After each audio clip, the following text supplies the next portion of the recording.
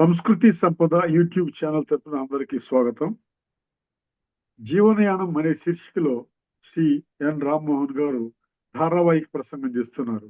వారి ధారావాహిక ప్రసంగంలో ఈరోజు 46వ ప్రసంగం చేస్తున్నారు. శ్రీ రామ్మోహన్ గారికి స్వాగతం. Thank you sir.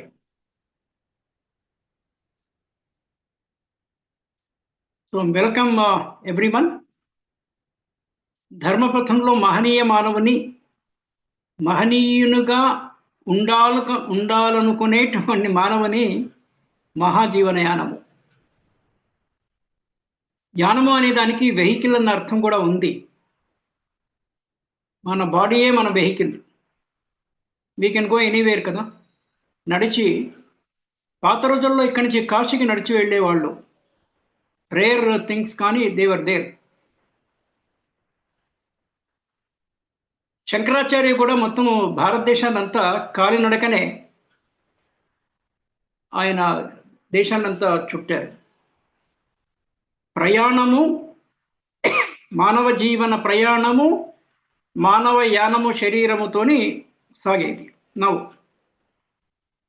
7 సంవత్సరాలకి ఎవ్రీ 7 years ఒక ఫేజ్ అన్న భావనలో అనుకుంటా ఉంటుంది. ఇప్పుడు ఇది 5వ ఫేజ్. 35-28 ఏళ్లకు సుమారుగా మ్యారేజ్ జరిగితే కాలధర్మాన్ని బట్టి మనకు యుగ ధర్మం అనే ఒక కాన్సెప్ట్ ఉంది. యుగం మారినప్పుడు ధర్మం మారుతుంది. జనరల్గా చెప్తే కాలధర్మము. ఇప్పుడున్న కాలాన్ని బట్టి అష్టవర్షాత్ భవేత్ కన్య అది ఎప్పుడో పోయింది. 8 అయింది, 8 2 16 అయింది, 8 3 24 కూడా దాటిపోయింది. 24లో మ్యారేజ్ చేసుకునే వాళ్ళు ఉన్నారు ఇప్పటికి కూడా, కానీ తక్కువ. సెటిల్ కావాలి అంటారు. ఆ సెటిల్ ఏంటో ఏమో, దాని dictionary meaning we don't know. కొన్ని ఒకదానికొకటి సంబంధం ఉంటాయి, కొన్ని ఒకదానికొకటి సంబంధము ఉండవు. సంబంధము లేని వాటిని ముడివేయడము తగిన పని కాదు.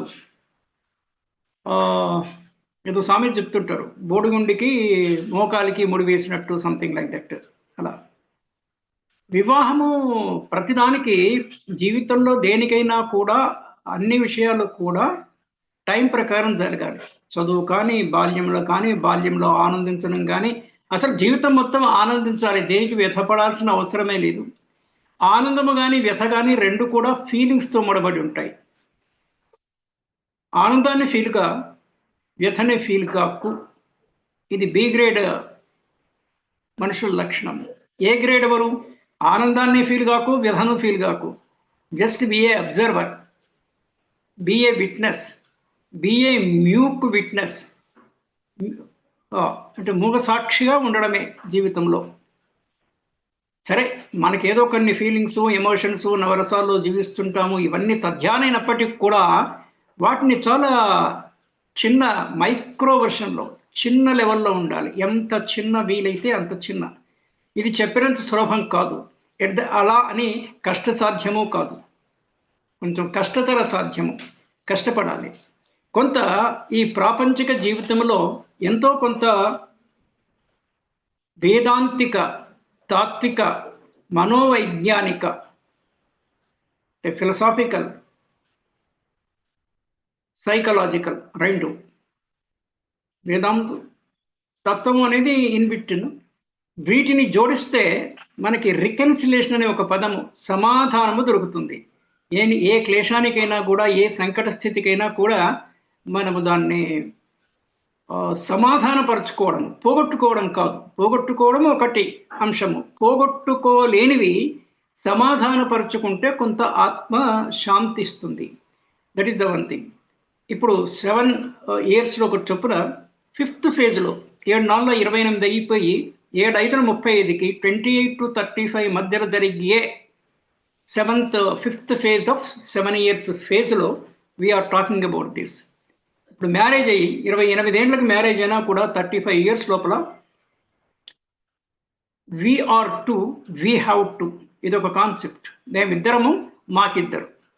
మేమిద్దరము భార్యాభర్తలము, మాకిద్దరు పిల్లలు. దే కుడ్ బి, వాళ్ళిద్దరూ ఆడపిల్లలై ఉండొచ్చు, అబ్సల్యూట్లీ వెల్కమ్. మహాలక్ష్ములు. 2 కుమారులై ఉండొచ్చు, నో ప్రాబ్లం. ఒక కుమార్తె, ఒక కుమారుడై ఉండవచ్చు. ఇది ఎందుకంటే ఇక్కడ ఒక పాయింట్ ఏముందంటే సింగిల్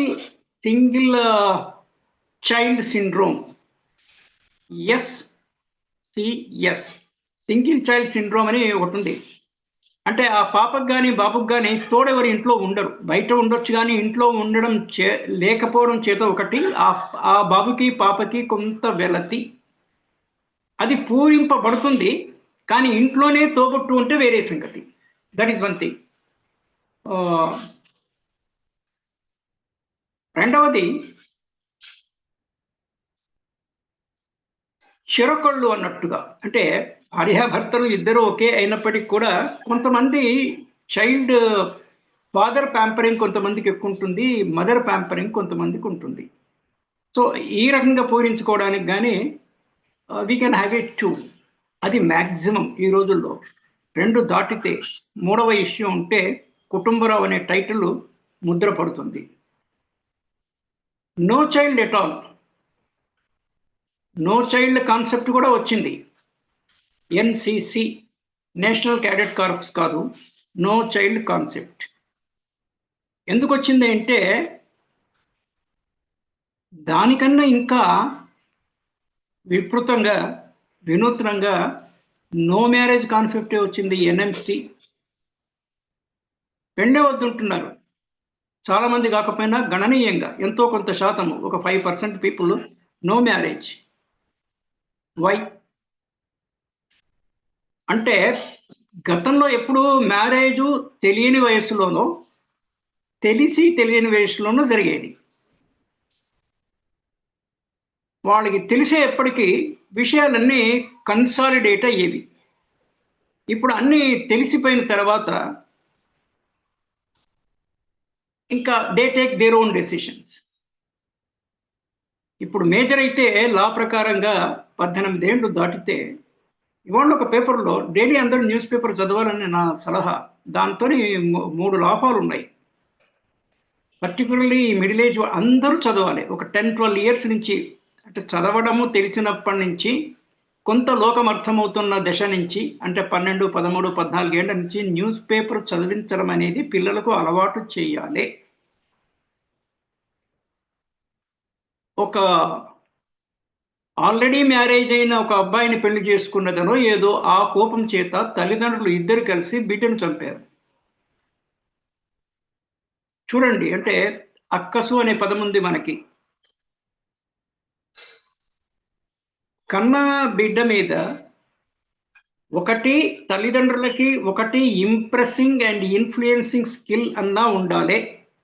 అంటే పిల్లలను భయభక్తుల్లో, చిన్నప్పటి నుంచి భయభక్తుల్లో, ఈ 2 భయభక్తుల్లో భయం తక్కువ ఉండాలి, భక్తి ఎక్కువ ఉండాలి.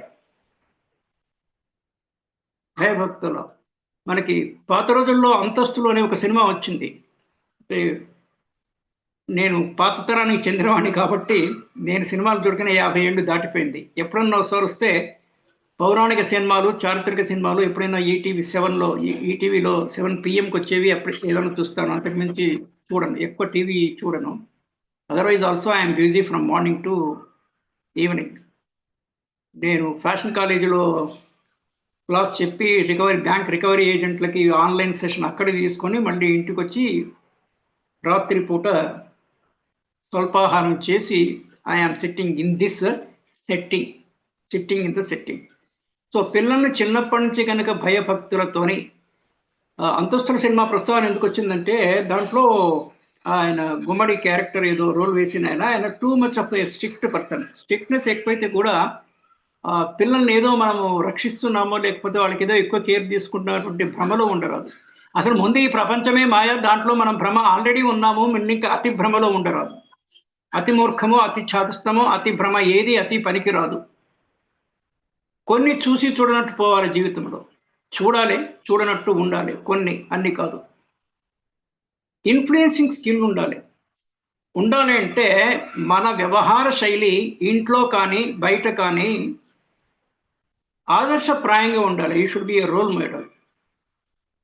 ఎంత గొప్ప ఉపాధి, ఎంత పెద్ద డిసిగ్నేషన్లో ఉన్న భర్తను కూడా భార్య పెద్దగా లెక్క చేయదు.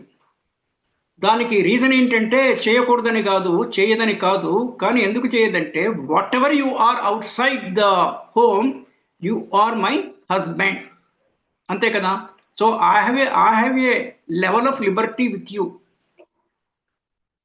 బయట you may be anything, you may be prime minister, chief minister, you may be IAS, IPS, whatever. So what అనేది చాలా పెక్యూలియర్ దీస్ థింగ్స్. అదనే సత్తా ధైర్యం ఎవరికి ఉండాలి, మనకు కూడా ఉండాలి. సో వాట్ అయితే ఏమి అని ఎదుటివాడిని సూటిగా అడగడానికి మనలో అంత సత్తా కానీ అంత కెపాసిటీ పెంచుకోవాలి. లేకుండా అంటే ఎవడు పట్టించుకోడు. ఎనీవే, ఇంకో చిన్న చమత్కారం ఉంది ఇక్కడ. భర్త అవలక్షణాలన్నీ, మనిషి లక్షణాలు కొన్ని ఉంటాయి, అవలక్షణాలు కూడా కొన్ని ఉంటాయి. భర్త అవలక్షణాలకి భార్య ప్రత్యక్ష సాక్షి, ఎస్పీ, సూపరింటెండెంట్ ఆఫ్ పోలీస్ కాదు, ప్రత్యక్ష సాక్షి. ఆమె దగ్గర దాచడానికి వీడికి స్కోప్ ఉండదు. కనుక ఈ అవలక్షణాలు ఆమెకు తెలుసు కాబట్టి, ఓ ఇంతే కదా నీ సంగతి అని లోపల ఎక్కడో ఉంటుంది, పైకి ప్రదర్శించదు, చెప్పదు. వాళ్ళు ladies are great in a way. ఇప్పుడు ఇంకో పాయింట్ ఏంటంటే, హస్బెండ్స్ ప్రత్యేకించి అర్థం చేసుకోవాల్సిన విషయం ఏంటంటే, we cannot live without women in life. పెండ్లి అయినంత వరకు అమ్మ అన్నం పెట్టింది. వీడి పెళ్లి ఎండకి చేసుకున్నా చేసుకోకపోయినా, వీడి పెళ్లి చేసుకోలేదు అనుకోండి ఎవడన్నా ఒకడు, ఆమె బతుకున్నంత స్థానం వీడికి అన్నం పెడుతుంది తల్లి. 70 ఏళ్ల తల్లి 50-60 ఏళ్ల కొడుకు కూడా భోజనం పెడుతుంది వంట చేసి. సరే, నార్మల్ లెవెల్లో 28 ఏళ్ళకి మన దీని ప్రకారంగా, మన పద్ధతి ప్రకారంగా 28 పెళ్ళింటింటే, పెళ్ళైన తర్వాత మళ్ళీ ఆడదే భార్య రూపంలో అన్నం పెడుతుంది. కనుక నీవు దేనికోసమని నీ అహంభావము, నీ నీలుకుడు, నీ పురుషాహంకారం దీనికి? వాళ్ళు దయచేసి అన్నం పెడితే నువ్వు తింటున్నావు, నీకు వండుకోవడం చేత కాదు. ఎక్సెప్షనల్గా కొంతమంది హస్బెండ్స్కి వంట వస్తుంది, అది వేరే విషయము. మగవాళ్ళు కొంతమంది ఈ కుక్కు, చెఫ్ అంటాం కదా, ఉద్యోగ రీత్యా హోటల్లో ఉన్నారు, అది వేరే సంగతి. చెఫ్ హోటల్లో అయినా కూడా ఇంటికి వచ్చి మళ్ళీ భార్య అన్నం పెడితేనే తింటాడు, అమ్మ అన్నం పెడితేనే తింటాడు. ఇది మనం మర్చిపోరాదు. అంటే మన జీవితంలో ఇద్దరు అన్నపూర్ణలు, ఒకళ్ళు తల్లి రూపంలో, ఇంకొకళ్ళు భార్య రూపంలో. గతంలో ఒకసారి మనకి భార్య కూడా అమ్మలాగే అన్న పాయింట్ కూడా మనం ఏదో అనుకున్నాము. But anyway, is the thing. నా ఇద్దరు పిల్లలు, ఒకవైపు వైఫ్, భార్యాభర్తలు ఆనందంగా. అంటే married life is the happiest part of life. అన్నీ హ్యాపీయెస్ట్ పార్ట్లే, దేనికదే ఆనందము. చిన్నప్పుడు ఏమీ తెలియదు, పరమానందము. కొంతమంది అమాయకులు చాలా ఆనందంగా ఉంటారు, వాళ్ళకేం మాయ తెలియదు పాపం. అంటే మామూలు అన్నీ మన తీరునే ఉంటుంది, కానీ వాళ్ళకు కొంచెం లైలో టైప్లో, లో లయింగ్లో ఉంటారు. వాళ్ళు కొంచెం వాట్ యు కాల్ కలుషితమైన బుద్ధి కానీ, కొంచెం వికృతమైనటువంటి వేషాలు కానీ వేయకుండా కొంచెం అమాయకంగా ఉంటారు. వాళ్ళేమే అంటే పిచ్చి వాళ్ళని కానీ, వాళ్ళకేం బుర్ర తక్కువ అని కాదు. ఇంట్రోవర్ట్స్, ఎక్కువ మాట్లాడరు, అదొక ఆనందము. శిశువులకి అదొక ఆనందము, వాళ్ళకేం తెలుసు. శిశువులు, చిన్నపిల్లలు, ఇన్ఫాంట్స్, చిల్డ్రన్. టీనేజ్ కొంచెం డేంజరస్. టీనేజ్ 12 తెలిసి తెలియని ఏజ్.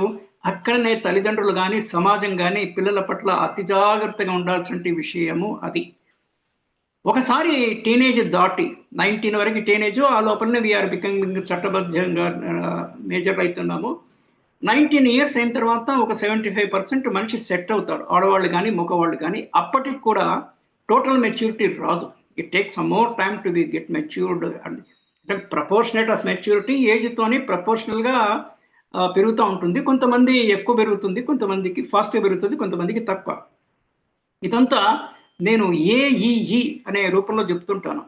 ఏ అంటే ఏజ్, వయసును బట్టి కొంత పరిపక్వత, మానసిక పరిపక్వత. ఎంపీ, మెంబర్ ఆఫ్ పార్లమెంట్ కాదు, మానసిక పరిపక్వత.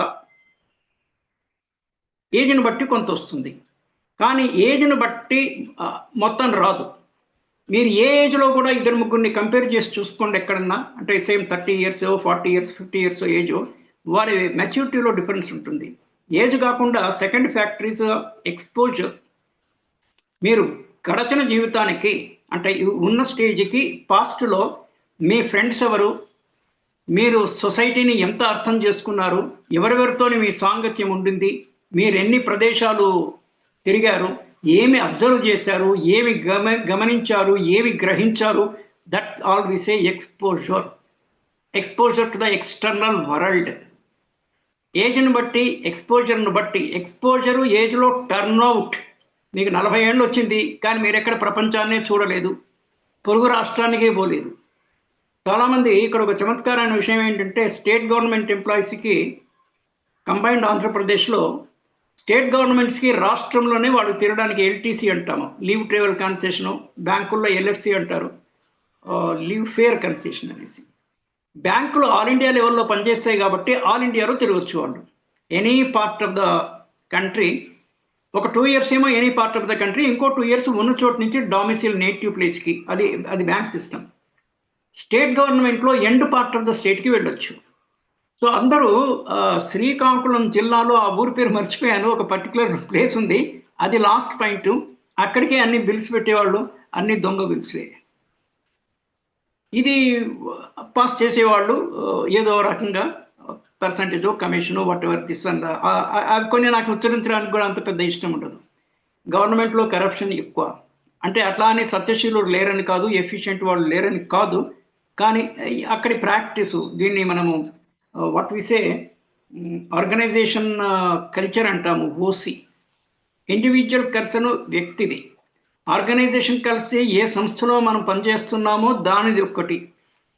స్టేట్ గవర్నమెంట్ వీటిలో అంతా లోకల్ ఎంప్లాయీస్ కాబట్టి అంత మెరిట్ బేస్డ్ రిక్రూట్మెంట్ ఉండదు. ఇది ఒక అంటే సొసైటీ రెలవెంట్ పాయింట్ మాట్లాడుతున్నాను. మెరిట్ బేస్డ్ రిక్రూట్మెంట్ అంటే అర్హతను బట్టి, యోగ్యతను బట్టి ఎక్కడైతే రిక్రూట్మెంట్ ఉంటుందో ఆ ఆర్గనైజేషన్లో కొంచెము వాళ్ళ పనితనము మెరుగ్గా ఉంటుంది. మీరు బ్యాంకుల్లో కానీ ఇంకేదన్నా కార్పొరేషన్స్లో కానీ, ఎల్ఐసి, ఇన్సూరెన్స్, వీటిలో చాలా హయ్యర్ ప్రమాణాల్లో, ఈవెన్ క్లరికల్ లెవెల్లో కూడా high level return test followed by interview ఉండి దే రిక్రూట్ ఇట్. నేను ఇండియన్ బ్యాంక్లో చేసి రిటైర్ అయ్యాను. అప్పట్లో చాలా బ్యాంకులు intermediate, that time PUC, intermediate, what ever, ఆ బేసిస్లో తీసుకునేవాళ్ళు. ఇండియన్ బ్యాంక్ మట్టుకు డిగ్రీ, హయ్యర్ సెకండ్ డివిజన్ ఉండేవాళ్ళని తీసుకునేవాళ్ళు. ఆమె డిగ్రీ ఫస్ట్ క్లాస్ అనుకోండి, తీసుకునేవాళ్ళు. అయితే ఆ స్టాండర్డ్ వేరుంటుంది, వాళ్ళు చేసే పనితనం వేరుంటుంది. దానివల్ల వాళ్ళ ఆర్గనైజేషన్ యొక్క వాల్యూ పెరుగుతుంది. స్టేట్ గవర్నమెంట్ అంటే I'm not against state government employees. My late father was also Telugu teacher, Telugu Sanskrit scholar, Telugu teacher, retired as a Telugu teacher. ఆయన ప్రమోషన్ తీసుకొని బయటికి వెళ్ళలేదు, పిల్లల చదువు ఇది అవుతుంది అనేసి. Though he got a offer to become a junior lecturer, ఆయన సిటీలోనే టీచర్గానే ఈ కెరీర్ ముగించారు. అయితే ఇక్కడ పాయింట్ ఏంటంటే, అక్కడికి అందరూ అదే బిల్లు. ఇది చూసి ఎక్కడో ఒకళ్ళ దగ్గర సత్యసంధులు ఉంటారన్నారు కదా, దే బ్యాండ్ దట్ థింగ్. పోనీ అక్కడికైనా పోయినా రావాలి కదా, లేదు, పోయినట్టు ఏదో బస్ కండక్టర్ని బతివాలుకునేసి టికెట్లు తెచ్చుకోవడము, రైల్లో టికెట్ చట్టు దొరకడం, ఇది కాదు. But what ever, that's a different thing that is happening. నా ప్రాక్టికల్లో బ్యాంక్స్లో కూడా కరప్షన్ టోటల్గా లేదని ఐ కెనాట్ సే. 1 minute కొంచెం వాటర్ ఇస్తావా నాకు, వాటర్ బాగా. బ్యాంకులో కరప్షన్ లేదని కాదు, ఎందుకంటే corruption is a human activity. ప్రకృతిలో ఎంత మంచి వాళ్ళు ఉన్నారో అంతే ఈక్వలెంట్గా దుర్మార్గులు. సో ఆర్గనైజేషన్ కల్చరు, దుర్మార్గం ప్రకృతిలో ఉన్నది కాబట్టి మనుషులు ప్రకృతిలో భాగము కనుక మనుషుల్లో దుర్మార్గులు ఉండరు అని ఎక్స్పెక్ట్ చేయడమే తప్పు. మరి గవర్నమెంట్ కానీ, కార్పొరేషన్లు కానీ వ్యక్తుల సమూహాలే కదా, అంతకు మించి ఏం లేదు కదా. మరి దాంట్లో సన్మార్గులు ఎట్లాగా ఉంటారు, దుర్మార్గులు ఉంటారు. ఇది అతిశయోక్తి కాదు. మనం అర్థం చేసుకునే దాన్ని బట్టి, మన విశ్లేషణ బట్టి ఈ విషయము ఉంటుంది. నేను నా మట్టుకి 38 years ఆఫ్ సర్వీస్లో ఒక్క లీవ్ ఫేర్ కన్సెషన్ కూడా మిస్ కాలేదు. My 2 sons and daughter, wife, మేము 5గురము ఎన్కాష్మెంట్ ఒక లెవెల్ తర్వాత, కొద్ది రోజులైన తర్వాత ఎన్కాష్మెంట్ ఫెసిలిటీ కూడా వాళ్ళు ఇచ్చారు. దానికి ఒక మ్యాక్సిమం లిమిట్ పెట్టి, ఇది అఫీషియల్గానే, దీంట్లో ఏం దొంగ టికెట్లో అని పెట్టాల్సిన అక్కర్లేదు. నేను ఇంత ఇక్కడికి పోయాను, డిస్టెన్స్ ఇంత అయింది, పోయానంటే పోయినట్టు భావన, పోలేదు, అది కూడా డిక్లరేషనే కరెక్ట్గా. వీళ్ళు సెలవు పెట్టాలి. కండిషన్ ఏముంటుందంటే you have to take care. వెళ్ళి రావడానికి సరిపోయేంత డిస్టెన్స్ బట్టి ఒక వారం రోజులు మీరు సెలవు తీసుకోవాలి. మినిమం ఎంత ఉండింది 1 వీక్ సెలవు తీసుకుంటే యూ కెన్ ఎన్కాష్ ఇట్. కానీ నేను ఎన్కాష్మెంట్ కూడా చేసుకోలేదు. I practically availed by taking all family members on the trip. దానికి నా కారణములు సపోర్టింగ్గా ఏమంటే, పర్టికులర్లీ పిల్లలకి, సరే మేము ఎట్లాగో పెద్దవాళ్ళము వేరే సంగతి, పర్టికులర్లీ పిల్లలకి తక్కువ ఏజ్లోనే, నేను ఇందాక మీకు చెప్పాను, ఏజు, ఎక్స్పోజరు, ఎక్స్పోజర్ పెరుగుతుంది. నాకు ఇక్కడి నుంచి బాంబేకి ప్రమోషన్లో బాంబేకి ఐ వాజ్ ట్రాన్స్ఫర్డ్. నేను బాంబే నుంచి అగర్తలానికి ఎల్ఎఫ్సి తీసుకున్నాను. ఎక్స్పోజర్ సందర్భంలో చెప్తున్నారు. బాంబే నుంచి కలకత్తాకి గీందాజని ఫస్ట్ క్లాస్ ఏసీ ట్రైను, అటుపిమ్మట అప్పట్లో అక్కడికి నార్త్ ఈస్ట్కి train used to take a circuitous road. అందుకని flight was allowed for everybody. ఫ్లైట్లో that is the first time flight journey for me and my wife at the age of early 30s or late 20s or early 30s. మా పిల్లలకి వెందేవారు 2, 3, 4, 5 years ఉండేప్పుడే వాళ్ళ ఈ flight journey. అంటే తరానికి ఎంత అంతరం చూడండి. మా నాన్నగారి టైంలో వాళ్ళు ట్రైన్ ఎక్కిందే ఎక్కువ, ఫ్లైట్లో they never travelled to my knowledge. అంటే ఎక్స్పోజర్ అవసరము. ఏజ్ ఎక్స్పీరియన్స్ కలిగతోనే మనకి వి గెట్ ద ఎక్స్పీరియన్స్ను బట్టి ఈ మెచ్యూరిటీ లెవెల్స్ ఉంటాయి. And if you are matured, you are more comfortable with you, more comfortable with others. అంటే ఊరికనే వేరే వాళ్ళని తప్పుపట్టడము, అసహించుకోవడము, చిన్న చేసి మాట్లాడము, నేనేదో గొప్ప అనుకోవడము, ఈ భ్రమలన్నీ పోతాయి దీంతో, మెచ్యూరిటీ రావాలంటే మీకు ఏజ్ ప్రకారం వస్తుంది, ఎక్స్పోజరు, ఎక్స్పీరియన్స్ కలిసి వస్తుంది. This is one thing. Now భార్యాభర్తలు మనకి కలెక్టివ్ ఇంటెలిజెన్స్ అని ఒకటి, కలెక్టివ్ విజ్డమ్ అని, ఈ 2 పదాలు, collective intelligence and collective wisdom. Collective అంటే ఏమి? ఒకళ్ళ కన్నా ఇంకా ఎంత మంది ఎక్కువ ఉంటే అంత కలెక్టివ్. మినిమం 2 ఉండాలి కదా, ఎవరికన్నా ఎక్కువ. మరి ఇక్కడ పేర్ అంటాం మనము, కపుల్ అంటాము. భార్యాభర్తల్ని విసే couple are pair. Couple is the most appropriate. మరి ఒకళ్ళ బుద్ధికి ఇంకొకళ్ళ బుద్ధి తోడవుతుంది కదా. అంటే 1+1 అన్నప్పుడు 1+1 2 is greater than 1. Simple arithmetic దీనికి అప్లై చేస్తున్నాను నేను. ఇది అందరికీ తెలిసిన విషయమే, ఐఎమ్ జస్ట్ అనలైజింగ్ ఇట్. అదే మీరు మైనస్ పెట్టారనుకోండి, 1 - 1. వైఫ్ అండ్ హస్బెండ్తో ఒకరితో ఒకళ్ళు గొడవడము, ఒకరినొకరు చీదరించుకోవడము, ఒకరితో ఒకరు మాట్లాడకపోవడము, ఇది జరిగితే it comes to 1 - 1. Net result is 0. భార్యాభర్తలు ఆలోచించుకోవాలి, whether they want 2 or they want 0. Okay, ఈ డైవర్సులు ఇవన్నీ దరిద్రాలు. ఇనివే అష్టలక్ష్ములు అంటాము, దరిద్రాలను కూడా అంటాము. మీరు డైవర్స్ ఇచ్చి వేరే వాళ్ళని పెళ్లి చేసుకున్నా కూడా కథ మొదటికే కదా.